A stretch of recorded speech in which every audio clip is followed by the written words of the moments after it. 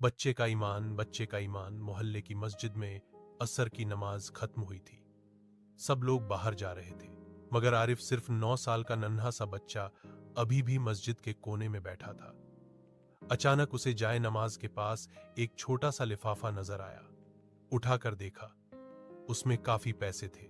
इतने पैसे जितने उसने अपनी जिंदगी में एक साथ कभी नहीं देखे थे। आरिफ की आंखें चमकी। फिर दिल में एक आवाज आई, अगर मैं यह रख लूं तो किसी को पता भी नहीं चलेगा। लेकिन इसी लम्हे मुअज्जिन साहब की बात याद आई। ईमान की पहचान यह नहीं कि बड़ों में कौन ईमानदार है, असली ईमान तब होता है जब बच्चा भी गलती से बच जाए।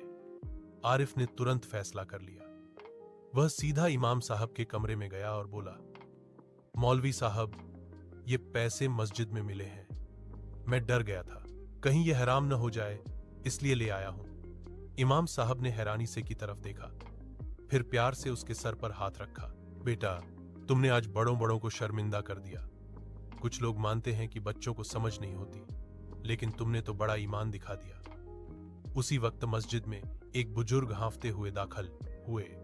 वो परेशान थे और बोले, मौलवी साहब, मेरी दवाइयों के पैसे गुम हो गए थे।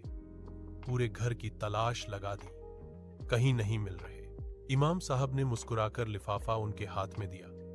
बुजुर्ग के आंसू निकल पड़े। उन्होंने आरिफ को देखा और कहा, बेटा, अल्लाह तुम्हें कभी मोहताज नहीं करेगा। तुमने आज एक बूढ़े की जिंदगी बचा ली। बुजुर्ग ने जेब से 500 रुपए निकालकर देने की कोशिश की, मगर आरिफ ने पैसे लेने से इनकार कर दिया। मैंने यह सिर्फ अल्लाह के लिए किया था। बुजुर्ग ने आंखों में आंसू लिए कहा, इसीलिए अल्लाह तुम पर रहम करे।